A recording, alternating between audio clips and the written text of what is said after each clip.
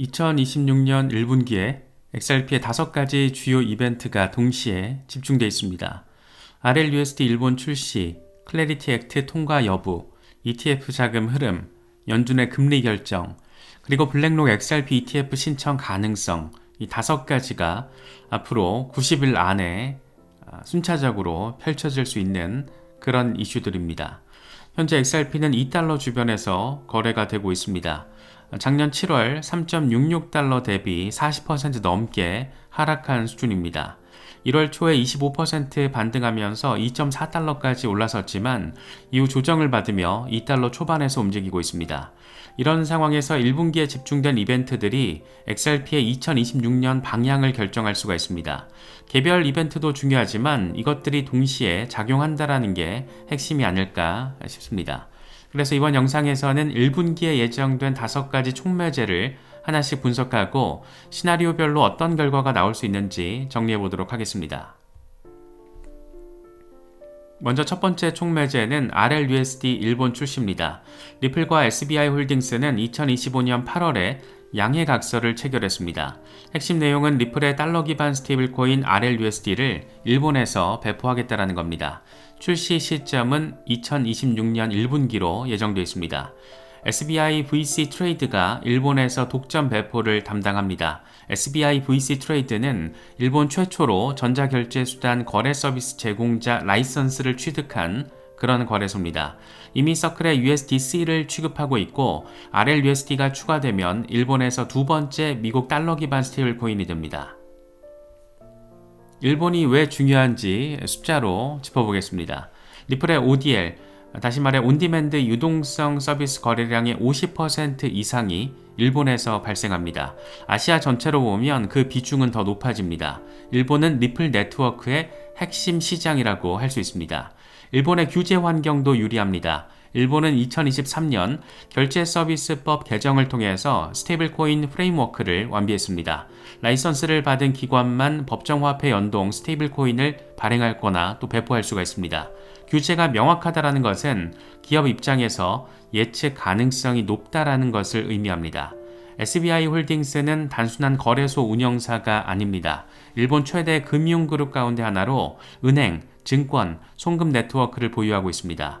리플과는 10년 가까이 파트너십을 유지해왔습니다. SBI가 배포를 담당한다는 것은 RLUSD가 일본의 기존 금융 인프라와 연결될 수 있다는 것을 의미합니다. RLUSD는 스테이블 코인입니다. 이 달러 가치에 고정이 돼 있다 보니까 결제나 담보 자산으로 활용됩니다. 반면 XRP는 브릿지 자산입니다. 서로 다른 통화 간 유동성을 제공하는 그런 역할을 합니다. 리플의 전략은 이 둘을 연결하는 겁니다. RLUSD가 은행과 기업에 채택되면 그 위에서 XRP가 유동성 브릿지로 작동합니다. 일본, 필리핀, 또는 일본, 베트남 같은 송금 코리더에서 RLUSD로 결제하고 XRP로 환전하는 그런 구조입니다. 1분기에 RLUSD가 일본에서 성공적으로 출시되면 XRP 네트워크의 실사용 거래량이 증가할 수 있습니다. 반대로 출시가 지연되거나 초기 채택이 저조하면 기대했던 수요 증가는 늦춰질 수도 있을 겁니다. 두 번째 촉매제는 클래리티 액트입니다. 우리가 몇 번 다뤘는데 클래리티 액트는 미국 암호화폐 시장 구조 법안입니다. 핵심은 SEC와 CFTC의 관할권을 명확히 정리하는 겁니다. 현재 미국에서 암호화폐는 규제 불확실성의 대명사입니다. 어떤 토큰이 증권인지 상품인지 아직 100% 명확하지가 않습니다.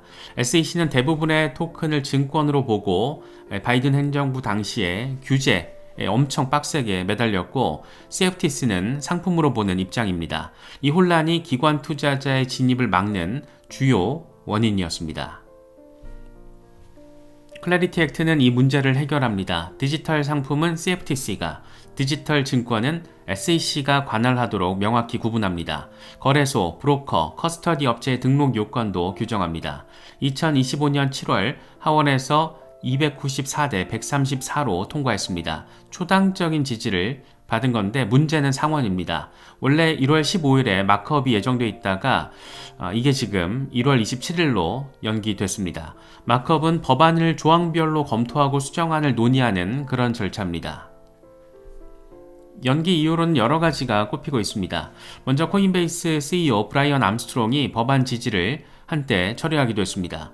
스테이블 코인 이자 지급 제한 조항 때문입니다. 코인베이스는 USDC 보유자에게 보상을 지급하는 프로그램을 운영하고 있는데 이 조항이 그 비즈니스 모델을 위협하고 있습니다. 두 번째로는 137개 수정안이 제출됐습니다. 디파이 규제, 토큰 분류 기준, 스테이블 코인 보상 등 쟁점이 많습니다. 세 번째로는 트럼프 행정부의 이해충돌 조항을 둘러싼 논쟁입니다.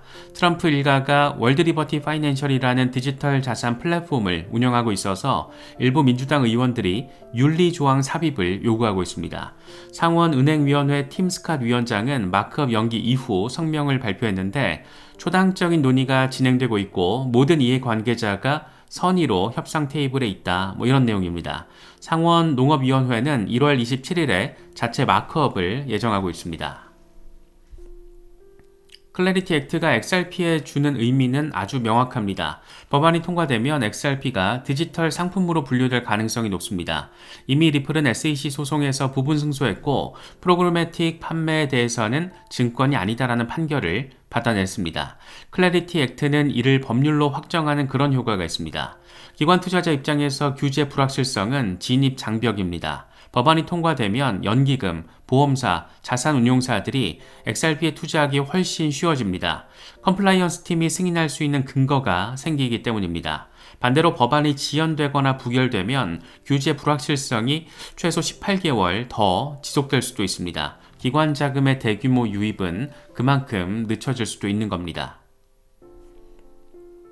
세 번째 촉매제는 ETF 자금 흐름입니다. XRP ETF는 2025년 11월 중순에 출시가 됐고 이후 성적이 상당히 인상적입니다. 누적 순유입은 12억 7천만 달러입니다. 42거래일 가운데 41일 순유입이 있었습니다. 비트코인 다음으로 빠르게 10억 달러를 돌파한 암호화폐 ETF입니다. 1월 7일에 첫 번째 순유출이 발생했습니다. 4,080만 달러가 빠져나갔는데 하지만 이후 6일 연속 순유입으로 전액 회복했습니다. 1월 15일 기준 일간 유입은 1,706만 달러로 같은 날 비트코인 ETF의 2억 1,500만 달러 유출과 대비가 됩니다. 2025년 4분기 성적을 비교하면 더 명확해집니다. 4분기 동안 글로벌 암호화폐 시장은 9,170억 달러 시가총액이 빠졌는데 비트코인 ETF에서는 45억 달러가 유출됐고 이더리움 ETF에서는 20억 달러가 빠져나갔습니다. 같은 기간 XRP ETF에는 11억 6,500만 달러가 유입됐습니다. 시장이 하락할 때 비트코인과 이더리움 ETF에서 자금이 빠져나가는 동안 XRP ETF만 자금을 끌어모은 겁니다. 거래소 리저브 데이터도 주목할 만합니다. 글래스노드 기준으로 XRP 거래소 잔고가 2025년 초에 40억 개에서 연말 16억 개 수준으로 감소했습니다. 8년 최저 수준이라는 겁니다. 물론 글래스노드는 10개 정도 거래소만 추적을 하고 30개 거래소로 범위를 넓힌 분석에서는 140억 개 XRP가 거래소에 있다라는 결과도 있습니다. 데이터 소스에 따라서 해석이 달라질 수 있는 부분입니다. 역사적으로도 거래소 리저브 감소가 곧바로 가격 상승으로 이어지지는 않았습니다. 2018년에도 리저브가 최저였지만 가격은 계속 하락했습니다. 2022년에도 비슷한 패턴이 있었습니다. 그럼에도 ETF 유입이 지속되는 것은 의미가 있습니다. ETF로 들어간 자금은 커스터디에 묶이고 단기 매매 물량이 아니기 때문입니다. 월 3억 달러 이상 유입이 지속되면 유통 공급에 구조적인 압박이 생길 수 있다는 그런 기대감도 깔려 있습니다. 그래서 1분기에 걸쳐서 ETF 유입이 유지가 되는지 유출로 전환되는지가 중요한 모니터링 포인트라고 할 수 있습니다. 네 번째 촉매제는 연준의 금리 결정입니다. 암호화폐는 매크로 환경에 민감하고 특히나 연준의 금리 정책은 위험자산 전반에 영향을 미칩니다. 현재 연준의 기준금리는 3.5%에서 3.75% 수준입니다. 2025년에 여러 번 인하가 있었지만 여전히 역사적으로는 높은 수준에 해당합니다. 골드만삭스는 2026년에 2번 추가 금리 인상을 예상하고 있습니다. 연말까지 3% 전후 수준으로 낮아질 수 있다라는 그런 전망입니다. 금리 인하는 통상 암호화폐를 비롯한 위험자산 시장에는 긍정적인 재료로 꼽힙니다. 금리가 높으면 현금이나 채권의 매력이 올라갑니다. 위험을 감수하지 않아도 4에서 5% 수익을 얻을 수 있기 때문입니다. 금리가 낮아지면 그 매력이 줄어들고 자금은 더 높은 수익을 찾아 위험자산으로 이동합니다. 2021년 암호화폐 붐이 대표적인 사례고 당시 금리는 거의 제로, 또 유동성은 넘쳐났습니다. 비트코인은 6만 달러를 넘어섰고 알트코인 시장도 폭발적으로 성장을 했습니다. 3월 FOMC 회의가 1분기에서 가장 중요한 매크로 이벤트라고 할 수 있을 겁니다. 연준이 금리를 인하하거나 인하 신호를 보내면 암호화폐 시장 전반에 긍정적이라고 할 수 있습니다. 반대로 인플레이션이 다시 상승해서 금리 인하가 지연되면 위험자산에는 부정적입니다.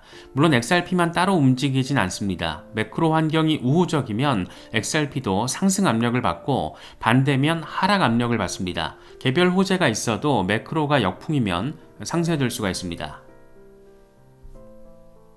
다섯 번째 촉매제는 블랙록 XRP 현물 ETF 가능성입니다. 블랙록은 세계 최대 자산 운용사입니다. 운용 자산이 10조 달러를 넘습니다. 블랙록이 비트코인 ETF를 신청했을 때 그것만으로도 시장 분위기가 바뀌었습니다.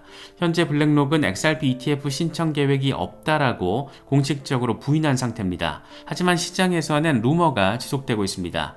왜 블랙록이 중요한지는 비트코인 사례만 보면 알 수가 있습니다. 2023년 블랙록이 비트코인 ETF를 신청했을 때 승인 가능성에 대한 기대만으로 비트코인 가격이 움직였습니다. 실제 승인 이후에는 기관 자금이 대거 유입됐습니다. 블랙록의 비트코인 현물 ETF는 출시 이후 가장 빠르게 성장한 ETF 가운데 하나가 됐습니다. XRP ETF는 이미 여러 운용사가 출시했습니다. 카나리 캐피털, 프랭클린 템플턴 등이 참여하고 있습니다. 하지만 블랙록급의 운용사가 진입하면 이게 또 차원이 달라집니다. 연기금, 보험사 같은 대형 기관은 블랙록 같은 신뢰할 수 있는 운용사의 상품을 선호합니다. 블랙록이 XRP ETF를 신청하려면 조건이 필요한데 클래리티 액트가 통과돼서 XRP의 법적 지위가 명확해지는 게 가장 중요하다고 할 수 있습니다.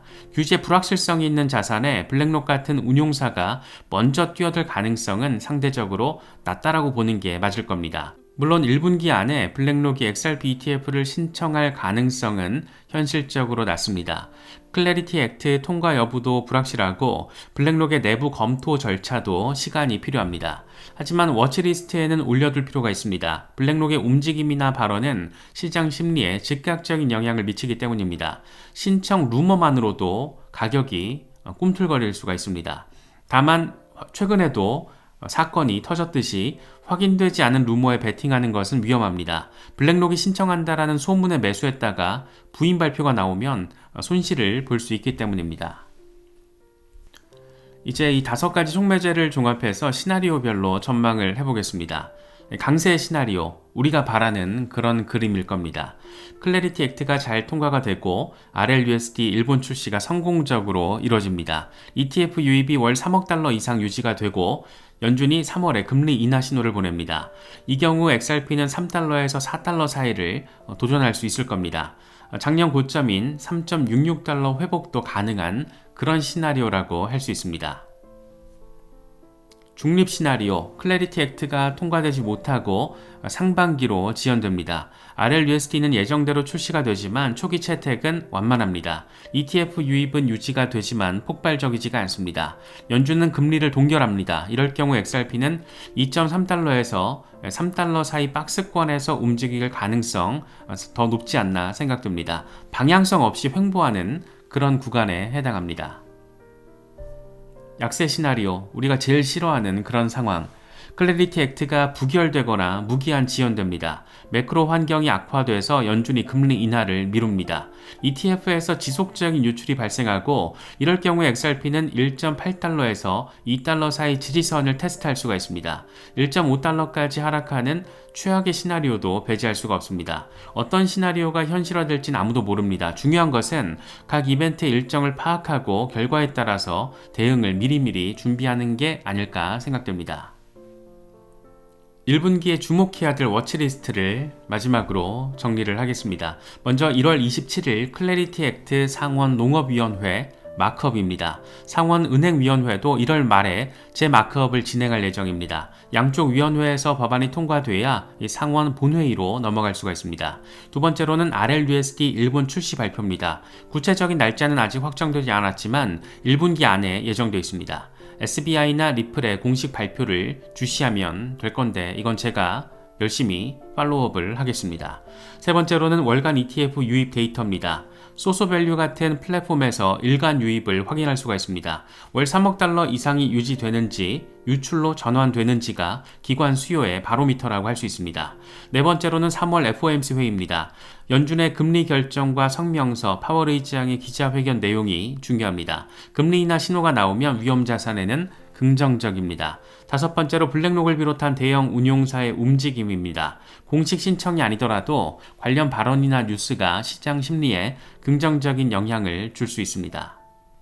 단기 노이즈의 일희일비하기보다 각 이벤트의 일정과 결과를 팔로우업하면서 시나리오별로 대응을 미리미리 준비하는 게 우리같이 정보 접근권이 제한된 개미들에게 있어서는 나름 합리적인 접근이 아닌가 생각됩니다. 90일 뒤에 XRP가 어디에 있을지는 이 5가지 촉매제가 어떻게 전개되느냐에 달려 있다라고 할 수 있을 것 같습니다.